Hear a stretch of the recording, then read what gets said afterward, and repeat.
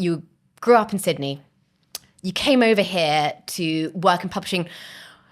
Why did you choose England to come and work in publishing? Two reasons. The more boring reason is because this is where I was allowed to work. And secondly, I had always been obsessed with British pop culture. I was a teenager in the 80s, grew up with all of the groups at the time, loved Duran Duran, Spandau Ballet, all of those things.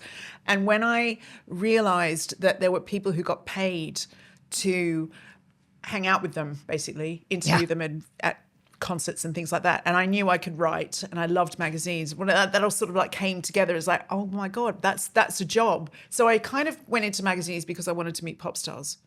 That's valid. Yeah, I know. It's probably not the most noble reason. No, I mean, Backstreet Boys were huge and like... Oh, no. They were a bit... They're more 90s. Oh, they're more 90s. Yeah. Oh, okay. So fine. So just really loved being around magazines. And so I became an intern at a magazine as soon as I was able to in Australia. And then I was exposed to... That was Dolly, wasn't it? Yeah, Dolly was like a big teen magazine. Yeah. And then I was exposed to lots more people. I came from such a tiny suburb of Sydney. It wasn't very fashionable, not much going on.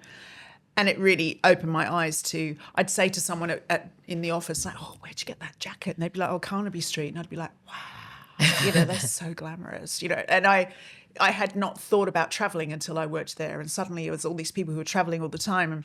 And it was somebody there who said to me, well, you can work in England. And I was like, oh. So that became a goal.